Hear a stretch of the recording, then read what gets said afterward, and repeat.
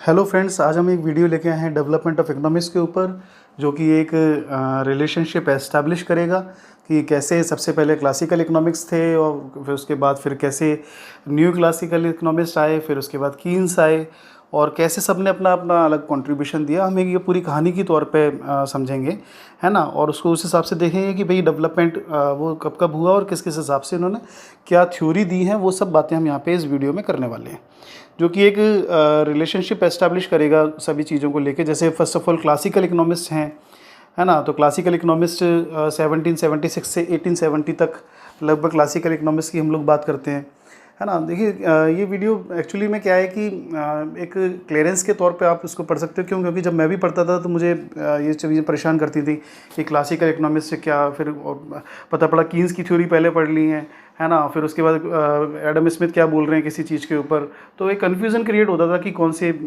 सबसे पहले पढ़नी चाहिए, क्या पढ़नी चाहिए। तो ये एक इंट्रोडक्शन टाइप का है कि जिसमें कि हम यहाँ पे बात करते हैं कि भाई क्लासिकल हैं, कौन कौन से इकोनॉमिस्ट रहे हैं और उन्होंने क्या क्या थ्योरी दी है, वो यहाँ पे बात करने वाले हैं।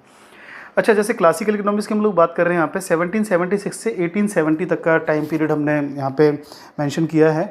तो ये टाइम पीरियड आप इसको क्या होता है कि एक दौर चलता है किसी चीज़ का, है ना, और वो क्या होता है कि एक वो चलने के बाद फिर कोई नई चीज़ इंट्रोड्यूस होना चालू होती है। ठीक है, तो हम एक स्पेसिफिक वो नहीं मान सकते, स्पेसिफिक ईयर नहीं मान सकते। जैसे 1870 में मार्जिनल इकोनॉमिक्स आना चालू हो गई थी, तो मतलब हम यहाँ पे ये कह सकते हैं कि 1870, जैसे मैं पहले बोलूँगा पहले टेलीग्राम चलते थे, तो आप ये नहीं बोल सकते कि 2007 तक टेलीग्राम चले हैं, उसके बाद फिर मोबाइल आ गए, तो 2000 से पर्टिकुलर डेट या पर्टिकुलर ईयर में नहीं जा सकते हम लोग, है ना। तो हम ये बोलते हैं कि हाँ पहले चला करते थे, फिर एक नया दौर आ गया, मोबाइल के जो है वो इन्वेंशन हुआ, तो एक नया दौर आ गया और फिर उस हिसाब से मोबाइल चलने लगे। तो हम उसको इस तरीके से यहाँ पे बात करेंगे। तो जैसे हम यहाँ पे बात कर रहे हैं क्लासिकल इकोनॉमिक्स 1776 से 1870, उसके बाद फिर मार्जिनल रिवोल्यूशन आना चालू हो गया, ठीक है, जिसमें मार्जिनल को लेकर डिस्कशन होने लगा। तो वो एक दौर आ गया 1870 से लेकर 1920 तक। अब 1920 में क्या हो गया, कीन्स की थ्योरी आने लगी। अब वो जो कीन्स की थ्योरी आने लगी तो कहीं ना कहीं ये था कि वो एक दौर 1920 से चालू, हालांकि उनकी जो बुक पब्लिश हुई वो 1936 में पब्लिश हुई है, लेकिन हम लोग यहाँ पे 1920 में, क्यों? क्योंकि 1920 में एक उन्होंने काफ़ी ज़्यादा इन्फ्लुएंस देना चालू कर दिया था। चलिए हम उसको लेटर डिस्कस करते हैं। थर्ड वन फिर आती है कीन्स की थ्योरी, आती है 1920 से 1970 तक। अब जो कीन्स की थ्योरी थी वो थ्योरी थी शॉर्ट टर्म, ठीक है ना, वो शॉर्ट टर्म थ्योरी थी। अब वो जो 1920 में तो क्या वो वॉर का टाइम चल रहा था, ठीक है, उसके बाद फिर सेकेंड वर्ल्ड वॉर भी हुआ है। तो वो जो उन्होंने उस वक्त बताया कि भाई जो मतलब आपातकाल के हिसाब से, अगर इमरजेंसी के हिसाब से ये होनी चाहिए थ्योरी, या इस तरीके से काम करना चाहिए, वो तो उन्होंने बता दिया। लेकिन जब वो लॉन्ग टर्म में जाने लगे तो लॉन्ग टर्म में वो कहीं ना कहीं जो थी, जो उनकी जो पॉलिसीज़ थी, वो पॉलिसीज़ मतलब इतनी ज़्यादा कारगर साबित नहीं हुई। इसलिए फिर second generation new classical economics आ गए 1970 में। जो रॉबर्ट डुका वगैरह है, उन्होंने 2000 मतलब उन्होंने वो करना चालू कर दिया, वो फिर 2008 तक चला। अब हम ये 2008 ईयर ले रहे हैं। देखिए कनेक्टिविटी जरूर बना के चलिएगा आप शुरुआत से कहानी की तरह से, है ना। 2008 है, 2008 में क्या था, रिसेशन आया था। तो वो रिसेशन में क्या हुआ कि भाई फिर से न्यू कीन्स थ्योरी याद आ गई। तो फिर जो मतलब जो कीन्स सपोर्टर थे उन्होंने फिर अपनी थ्योरी डेवलप करना चालू कर दी। तो ऐसे करके पूरा एक टाइम पीरियड चला है ना। जैसे क्लासिकल, चलिए शुरू करते हैं हम इसको अपने वीडियो को यहाँ पे। तो जैसे हम बात करते हैं क्लासिकल इकोनॉमिक्स, और सबसे पहले क्लासिकल इकोनॉमिक्स की बात करें तो father of economics Adam Smith की हम लोग बात करते हैं। अब एडम स्मिथ से पहले जो चला करता था वो मर्केंटलिस्ट का टाइम चला करता था। तो उससे पहले क्या होता था कि एक आध दो कोई इकोनॉमिस्ट होते थे, है ना, वो पॉलिटिकल साइंस वगैरह वो सब साइकोलॉजिकल वगैरह सब इकट्ठे ही एक ही साथ पढ़ा करते थे। एक अलग से तरीके से यहाँ पे इकोनॉमिक्स जो था वो मेंशन नहीं था, ठीक है ना। एडम स्मिथ ने 1776 में अपनी बुक पब्लिश करी, जो थी वो वेल्थ ऑफ द नेशन, उसका पूरा नाम था an inquiry into the nature and causes of the wealth of the nation, है ना। तो वो जो बुक आई, बुक आने के बाद एक अलग से स्ट्रीम के तौर पे इकोनॉमिक्स को देखा जाने लगा और अलग से इसकी इंपॉर्टेंस महसूस हुई कि भाई इसको डेवलप कर सकते हैं हम लोग, है ना। तो 1776 से वो एरा चालू हुआ जो कि एडम स्मिथ के नाम से था, ठीक है। तो एडम स्मिथ ने काफ़ी कुछ इकोनॉमिक्स के बारे में बताना चालू किया, ठीक है। उससे पहले मर्केंटलिस्ट थे, वो अलग अपना वो बताते थे, वो तो इंग्लैंड और फ्रांस के एक आध दो इकोनॉमिक्स बता दिया करते थे, वो पॉलिसी एडप्ट हो जाया करती थी। तो वो उसी के बेसिस पे सब चीज़ें चल रही थी, है ना, क्योंकि वो टाइम अलग चल रहा था। जो भी पॉलिसीज़ जो बनाई हैं, जैसे थ्योरी जो बनी है, वो थ्योरी बनी है टाइम के हिसाब से, है ना। क्योंकि मर्केंटलिस्ट जो पहले चला करती थी उस टाइम पे इंग्लैंड मतलब कहीं ना कहीं देखा जाए तो जैसे इंडिया में अपना वर्चस्व साबित कर रहा था। तो वो पॉलिसीज़ उस टाइम के हिसाब से थी, ठीक है ना। फिर एडम स्मिथ आए, एडम स्मिथ नई सोच के लेके आए, उन्होंने बोला इनविजिबल हैंड। इनविजिबल हैंड का मतलब उन्होंने बोला कोई हस्तक्षेप करने की जरूरत नहीं है, मार्केट खुद अपने आप को एस्टैब्लिश कर लेगा। मार्केट जो है, मार्केट एस्टैब्लिश अपने आप से सारी चीज़ें कर सकता है। लेजर स्फीयर का भी मतलब वही होता है, where there is no involvement of government, जहाँ पे गवर्नमेंट का कोई इन्वॉल्वमेंट नहीं है। तो इनविजिबल हैंड जो था वो एक प्रॉपरली उन्होंने ये बोला, वो कहते हैं मार्केट है, वो एम्प्लॉयमेंट क्या होगा, वहाँ पे इनकम क्या होगी, क्या रेट होगी, वो सारी चीज़ें मार्केट खुद देख लेगा, आपको इसमें यहाँ पे वो करने की ज़रूरत ही नहीं है। तो हम यहाँ पे बात कर सकते हैं कि भाई इनविजिबल हैंड उस टाइम के हिसाब से उन्होंने बात करी। एब्सोल्यूट कॉस्ट एडवांटेज थ्योरी, उन्होंने बोला कि एक्सपोर्ट करेंगे, इंपोर्ट करेंगे, तो आप एक्सपोर्ट इंपोर्ट उससे करोगे जहाँ से आपको फ़ायदा होगा। अब एडम स्मिथ ने ये बोला कि जहाँ से आप एक्सपोर्ट इंपोर्ट कर सको, आपको वहाँ पे आपको फ़ायदा होगा। अच्छा, ऐसा नहीं, हम ये जो एब्सोल्यूट कॉस्ट एडवांटेज, हाँ ये और ज़रूर बोलना चाहूँगा मैं कि जैसे ऐसा नहीं है कि हम ये एब्सोल्यूट कॉस्ट एडवांटेज थ्योरी को डिटेल में डिस्कस नहीं करेंगे। एक्चुअली क्या होता है कि एक प्रॉपर मेरा जो है, मैं खुद भी पढ़ता था जैसे अपने टाइम पे, तो मुझे लगता था कि एक कनेक्टिविटी होनी चाहिए कि भाई सबसे पहले मैं एब्सोल्यूट कॉस्ट एडवांटेज थ्योरी पढूँ, उसके बाद रिकार्डो ने जो थ्योरी दी है मैं वो पढूँ। नहीं तो एक कन्फ्यूज़न क्रिएट हो जाता है कि मतलब पहले मैंने कोई दूसरी जैसे कीन्स को पढ़ लिया, उसके बाद मैं एडम स्मिथ को पढ़ रहा हूँ, है ना। तो दोस्तों ये ऐसा नहीं है कि अभी हमारा नया नया चैनल है, मैं ज़रूर आपसे बोलूँगा कि सब्सक्राइब करें और शेयर भी करते चलें, ताकि मतलब हमें यहाँ पे जो और वीडियो हैं, है ना, जिस चैनल को ज़िंदा रखने के लिए हमें काफ़ी सब्सक्राइबर की ज़रूरत होगी, तो जो शेयर ज़रूर करें। अच्छा, तो ये भी होने वाला है, कई मैसेज आए कि थोड़ा सा डिटेल में चलना है, तो बिल्कुल डिटेल में हम जाने वाले हैं। अभी नया चैनल है हमारा और हम काफ़ी इसमें यहाँ पे वर्क करने वाले हैं। लेकिन सबसे पहले एक मतलब जो बैकग्राउंड है, वो एक बैकग्राउंड ज़रूरी समझता हूँ मैं बताना। जैसे मैंने सोशल वेलफेयर के ऊपर भी एक वीडियो बना रखा हुआ है, तो सबसे पहले मैंने वहाँ पे भी बताया कि सबसे पहले वो थे, पिगू थे, फिर उसके बाद में वो थे, फिर वो करते, फिर हम उसके डिटेल में जाएंगे। तो पढ़ने का एक्चुअली में जो आनंद है वो तब आएगा कि भाई हम पहले उसका एक आइडिया ले लें, उसके बाद डिटेल में। जैसे अब हम यहाँ पे मुझे बिल्कुल खुशी होगी बनाने में एब्सोल्यूट कॉस्ट एडवांटेज थ्योरी, और उसके बाद में वो सारी जो थ्योरी जो हम अभी यहाँ पे आने वाली हैं, आप देखेंगे एंड तक, तो बहुत कुछ यहाँ पे हम लोगों ने डिस्कस, और हम उसको डिटेल में फिर लेके जाएंगे। लेकिन इट टेक्स टाइम, ठीक है ना। तो वो जो आप सबकी सारी वो आ रही हैं, जो मैसेज हैं, वो सब कुछ होने वाला है, लेकिन है पेशेंस प्लीज़, है ना। ठीक है, डिवीज़न ऑफ लेबर की बात करी जैसे उन्होंने, एडम स्मिथ ने, तो एडम स्मिथ ने डिवीज़न ऑफ लेबर की भी बात करी है। तो उन्होंने बोला कि हर लेबर है, हर लेबर का अपना एक अलग अलग क्राइटेरिया दायरा होता है ना, काम करने की क्षमता होती है। इसके बाद तुरंत फिर रिकार्डो। अच्छा, वही मैं आपको बता रहा था ना कि सबसे पहले एडम स्मिथ को पढ़ें आप, ये वीडियो का फ़ायदा ये निकलेगा कि आप एडम स्मिथ को पढ़ें फिर रिकार्डो। अच्छा, क्यों रिकार्डो को अगर आप पहले पढ़ोगे तो बहुत सारी चीज़ें आपको हो जाएंगी। क्यों? क्योंकि एडम स्मिथ ने काफ़ी सारी थ्योरी जो थी वो कंप्लीट नहीं करी, है ना। फिर रिकार्डो आए, रिकार्डो ने आके फिर उनकी थ्योरीज को कंप्लीट किया। तो इसलिए एडम स्मिथ और रिकार्डो, इन दोनों की कनेक्टिविटी का एक वो है। जैसे अगर मैं आपको बोलूँ यहाँ पे एब्सोल्यूट कॉस्ट एडवांटेज थ्योरी आप देख रहे हैं कि एडम स्मिथ में मेंशन है, वहीं नीचे कंपेरेटिव कॉस्ट एडवांटेज थ्योरी है वो मेंशन है। तो कंपेरेटिव कॉस्ट एडवांटेज थ्योरी, जैसे एडम स्मिथ ने बोला था कि हम अगर फ़ायदा हो रहा है तो इम्पोर्ट करें, लेकिन यहीं पे रिकार्डो ने इसी चीज़ को और आगे ज़्यादा एक्सप्लेन किया। उन्होंने बोला कि आप अपॉर्चुनिटी कॉस्ट के बेसिस पे भी वो कर सकते हो। हम ये डिटेल में पढ़ेंगे, है ना। तो एक्चुअली वो कनेक्टिविटी वो है कि सबसे पहले आपको एब्सोल्यूट पढ़ना है, फिर आप रिकॉर्ड, तो आपको डेफिनेटली वो जो कॉन्सेप्ट है वो पकड़ में आएगा कि ऐसा क्यों उन्होंने बोला। ठीक है, जैसे अब इन्होंने डिवीज़न ऑफ लेबर बोला, तो लेबर थ्योरी ऑफ वैल्यू आया, इकोनॉमिक रेंट के बारे में उन्होंने बोला। तो ये जो चीज़ें थी ये वो थी, ठीक है। फिर हम लोग बात करते हैं जेबीसी की। जेबीसी का तो खैर यूनिवर्सल अपना एक वो है, सप्लाई क्रिएट्स ओन डिमांड, जानते हैं हम लोग, है ना। अपने आप में ये, हालांकि किसी कंट्री में ये ऐसा हुआ नहीं है, लेकिन ये जो इनकी जो थी, इन्होंने जो यहाँ पे थ्योरी दी है वो बिल्कुल प्रॉपरली एग्जिस्ट थ्योरी है हर जगह, मतलब कहीं ना कहीं बोल सकते हैं, है ना, कि मतलब वो है। उसके लिए तो कीन्स ने भी बोला है कि मतलब आप ये नहीं बोल सकते कि मतलब कोई थ्योरी परफेक्ट नहीं है, कोई कंप्लीट नहीं है, तो वो थ्योरी बेकार हो गई, ठीक है। तो ये जो है वो तो हर जगह मतलब कहीं ना कहीं एस्टैब्लिश है थ्योरी, और वही इसी के बेसिस पे आइडिया लेके चले हैं। तो जो कीन्स ने भी जो थ्योरी बाद में डेवलप करी है, जो एग्रीगेट डिमांड और एग्रीगेट सप्लाई वगैरह, तो ये इन सब का मिक्सचर है। ये क्लासिकल पहले बनी है, इसके बाद में कीन्स ने डिस्कस करी है। तो आप लोग पहले क्लासिकल पढ़ें, फिर उसके बाद कीन्स पे जाएँ, ठीक है।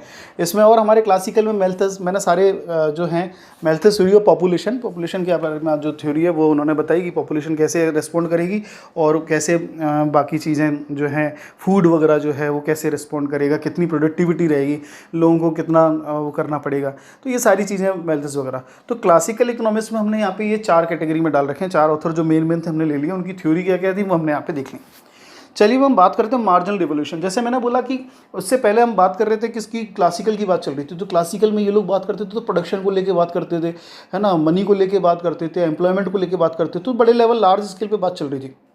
लेकिन जैसे ही मार्जिनल रिवोल्यूशन आया तो पूरी एकदम कहानी चेंज हो गई, है ना। कैसे मार्जिनल आया, कैसे मार्जिनल, अगर मैं सबसे पहले बोलूँगा तो ये जो जेवन्स थे, जो मतलब यूके के जो थे, वो उन्होंने मैथमेटिक्स को थोड़ा सा इन्वॉल्व करना चालू किया। अगर आपने थोड़ी सी मार्जिनल, अगर मार्जिनल पढ़ रखा है, तो जैसे डिमिनिशिंग मार्जिनल यूटिलिटी होती है, मार्जिनल रेवेन्यू है, तो मार्जिनल जो कॉन्सेप्ट था एक्चुअली मैथ्स का वो है, कैलकुलेशन वाला पार्ट जो, तो वो मैथमेटिकल वाला पार्ट था। तो मैथ्स ने अब इकोनॉमिक्स में इंट्रोडक्शन करना चालू कर दिया। जो ये सब थे मैथमेटिशियंस, उन्होंने कहीं ना कहीं इकोनॉमिक्स में इन्वॉल्वमेंट लेना चालू किया। तो जैसे जेवॉन्स थे, जेवॉन्स के साथ साथ अगर आप मेंगर की बात करोगे, ऑस्ट्रिया के थे। कई ये भी क्वेश्चन कई बार मतलब जैसे रहता है, आ सकता है ना, founder of Austrian school of economics. तो कार्ल मेंगर जो थे, मेंगर ये वो थे, लियोन वॉलरस थे, फ्रांस के थे, उन्होंने भी मतलब ये, तो एक्चुअली मार्जिनल इन्होंने इंट्रोड्यूस करना चालू किया। अच्छा, मैं ज़रूर नाम लेना चाहता था, सबसे पहले नाम लेना चाहता था मैं अल्फ्रेड मार्शल का। क्यों? क्योंकि अल्फ्रेड मार्शल ने, जैसे इन तीनों ने वो किया। जैसे एडम स्मिथ की बात करूंगा मैं, तो मैं आपको बिल्कुल कहानी के तौर पे बता रहा हूँ, एडम स्मिथ सबसे पहले आए और एडम स्मिथ को फिर कंप्लीट किसने किया? रिकार्डो ने किया। ऐसे ही ये जेवॉन्स हैं, मेंगर हैं, वॉलरस हैं, इन्होंने मार्जिनल इंट्रोड्यूस जरूर किया लेकिन कंप्लीट नहीं किया। कंप्लीट किसने किया? Alfred Marshall. इसलिए अल्फ्रेड मार्शल का कद एकदम काफ़ी बढ़ जाता है यहाँ पे। तो जो मार्जिनल रेवोल्यूशन का जो क्रेडिट है, वो क्रेडिट आप देखोगे तो कई बार आपको मार्शल को क्रेडिट देता होगा। क्यों? क्योंकि उन्होंने जैसे मार्जिनल को इंट्रोड्यूस किया, लेकिन मार्जिनल यूटिलिटी किसने बताया? मार्शल ने बताया कि मार्जिनल यूटिलिटी, डिमिनिशिंग यूटिलिटी जो था वो आ गया। कंज्यूमर सरप्लस का जो कॉन्सेप्ट था वो उन्होंने दे दिया, ठीक है। तो वो मार्जिनल यूज़ करके उन्होंने डिमांड की बात करना चालू कर दी, ठीक है। तो डिमांड वगैरह की उन्होंने कहीं ना कहीं वो करना चालू किया। तो इसलिए मार्शल का जो था, मार्शल ने कहीं ना कहीं यहाँ पे मार्जिनल को एनालिसिस करके अपनी एक अलग से छवि बनाई। अब जैसे ये टॉपिक की मैं बात करता हूँ कि जैसे मार्जिनल यूटिलिटी हो गया, डिमांड हो गया, है ना, ये सारी, अब ये अलग एक दौर चालू हो गया जिसमें माइक्रो इकोनॉमिक्स के बारे में बात होने लगी। एक अलग तरीके की चर्चा चालू हो गई।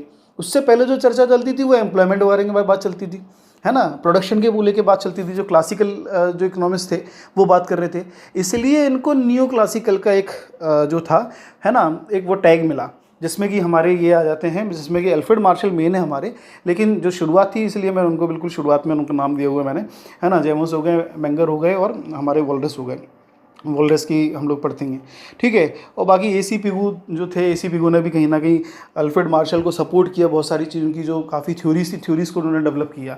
तो ऐसे करके ये एक नया एक अलग से कैटेगरी डेवलप हो गई, जो कि न्यू क्लासिकल इकोनॉमिक्स के तौर पे, है ना। और 1870 से लेके ये 1920 तक चली, ठीक है।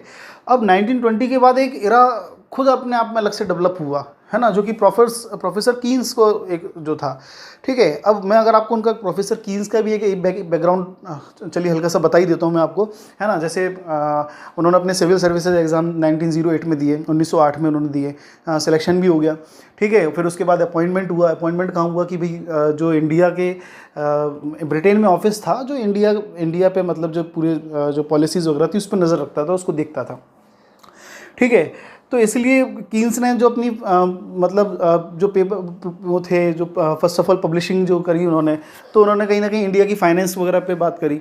आप वो भी देखेंगे अगर कीन्स की, आप काफ़ी मतलब कौन क्या क्या उन्होंने मतलब कंट्रीब्यूशन दिया है ना। तो आप वहाँ करेंगे कि इंडिया फाइनेंस और इंडियन इकोनॉमी के ऊपर उन्होंने सबसे पहले बोलना चालू किया।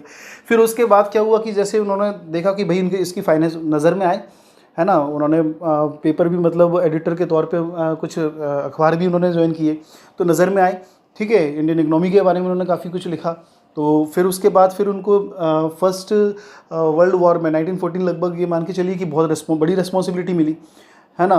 उनको मतलब पूरा जो ट्रेजरी वगैरह का काम देखने के लिए मिला। बात समझना, अब ये ट्रेजरी वगैरह है, तो जब फिर 1919 में जब वो था सेटलमेंट, जब हो रहा था फर्स्ट जो था ना आपका फर्स्ट वर्ल्ड वॉर जब आप इनका कंप्लीट हुआ, और जब वो होती है शांति संधि चलती है, ट्रिटी वगैरह होती हैं, और जो जर्मनी के साथ जो ट्रिटी फाइनल हो रही थी, ट्रिटी यहाँ पे उनकी वो बन रही थी, तो उसमें कीन्स ने काफ़ी बड़ा कंट्रीब्यूशन दिया, ठीक है। तो ऐसे करके कीन्स का कंट्रीब्यूशन चालू हो गया। इंग्लैंड को कीमत उनकी मालूम पड़ गई थी, ब्रिटेन उस वक्त काफ़ी मतलब उसमें था एग्जिस्टेंस में, ठीक है।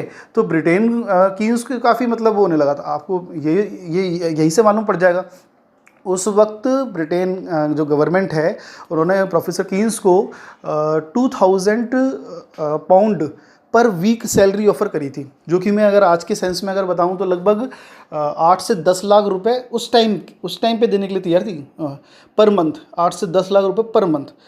तो आप सोचिए कि आज भी 8 से 10 लाख रुपए पर मंथ बहुत अच्छी सैलरी है, लेकिन 1920 में अगर 8-10 लाख रुपए पर मंथ सैलरी मिल रही तो आप सोच के देखिए कि वो बंदा कितना टैलेंटेड होगा और बंदा कितना होगा। इसलिए एक अलग से एरा इनका पूरा डेवलप है।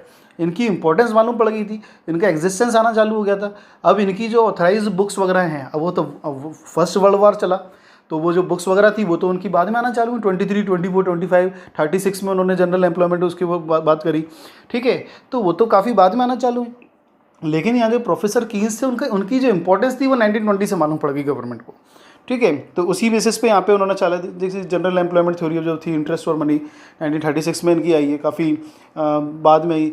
इनके बहुत कॉन्ट्रीब्यूशन है, फिर बहुत कॉन्ट्रीब्यूशन है। गवर्नमेंट हालांकि वो जो उनको सैलरी ऑफर करी थी उन्होंने ज्वाइन नहीं करी उसको, उन्होंने उसको भी एक तरफ करके उन्होंने अपना खुद का एक अलग से वर्कआउट करना पसंद किया। फिर उन्होंने काफ़ी बुक्स निकाली तो काफ़ी कुछ उन्होंने रेटिंग वर्क था। लिक्विडिटी ट्रैप में कैसे मनी क्राइसिस हो, मनी क्राइसिस में क्या करना चाहिए, तो उन्होंने काफ़ी कुछ वो किया। थोड़ा वो क्या गवर्नमेंट से नाराज़ भी हो गए थे, है ना, कि उन्होंने मतलब जर्मनी के लोगों को काफ़ी हद तक होगा, काफ़ी एक अच्छी पर्सनालिटी थे तो सबका भला चाहते। तो उनका ये था सोचना कि जर्मनी में लोगों का एक्सप्लॉयटेशन बहुत हुआ है तो उस हिसाब से वहाँ पे ख्याल रखना चाहिए, ठीक है।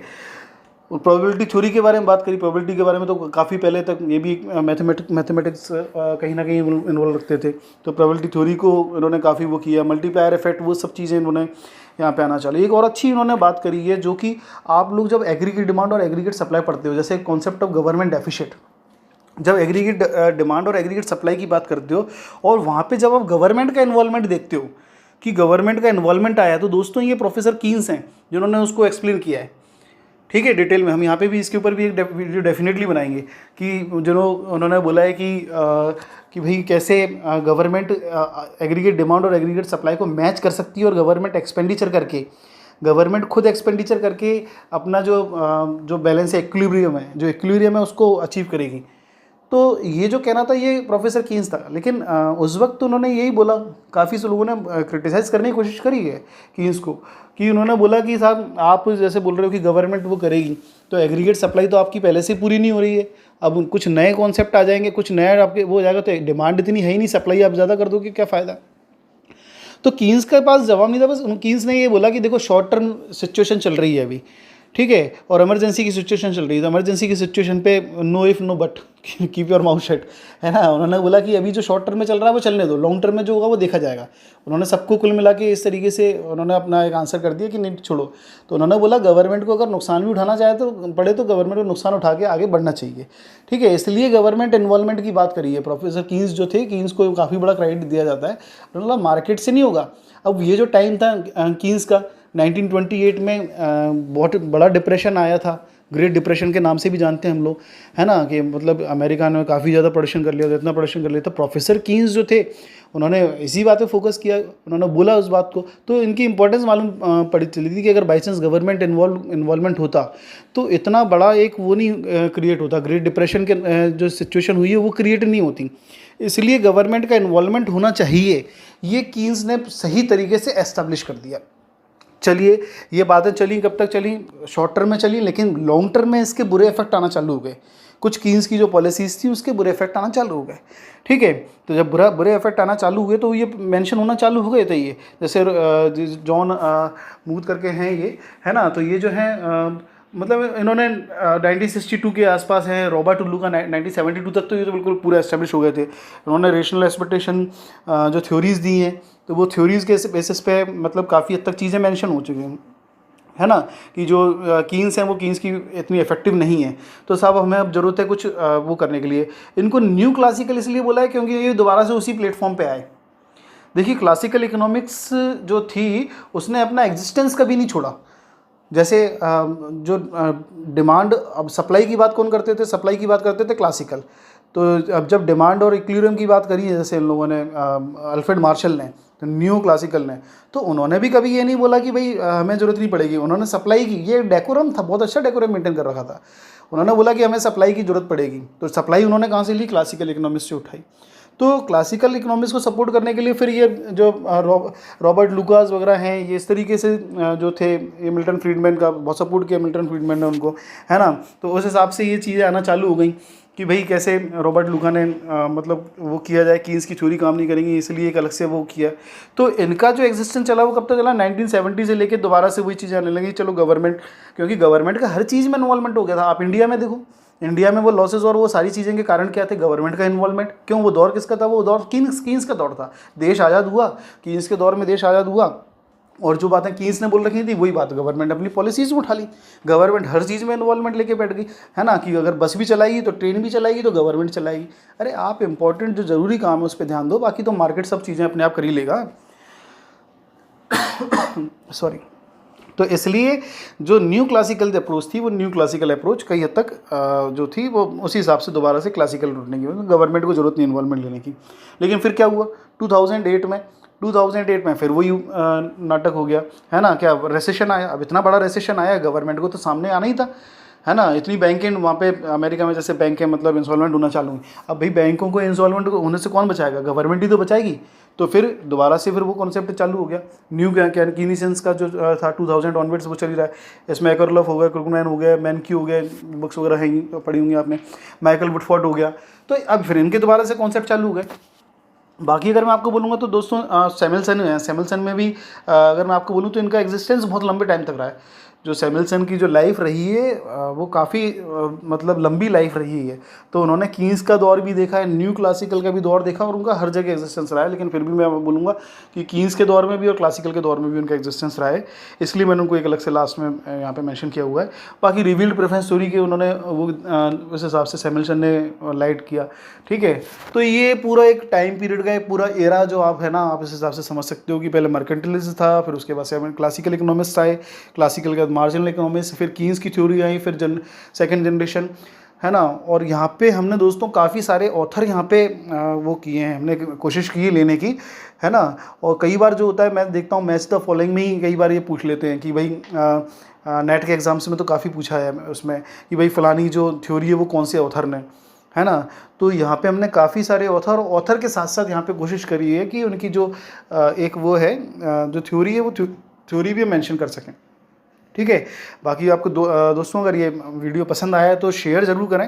जैसे मैंने आपको बताया कि नया नया चैनल है, हमें ज़रूरत है, तो इसलिए आप शेयर ज़रूर करें और सब्सक्राइब जरूर करें दोस्तों, ठीक है। Thanks a lot. बाकी ये जो इसके ऊपर डिटेल्ड रहेंगे, आप जुड़े रहिए हमसे, हम डेफिनेटली इसमें डिटेल अब काम करना इसमें चालू कर रहे हैं, और उसमें डिटेल वीडियो है ना बना के आपकी जो भी रिक्वायरमेंट है आप मुझे बता सकते हैं। मैं डेफिनेटली एक एक मैसेज को रिप्लाई करता हूँ और उसमें वर्क करता हूँ मैं, तो आप मुझे जो भी लगे आप मुझे बता सकते हैं। थैंक्स अ लॉट दोस्तों।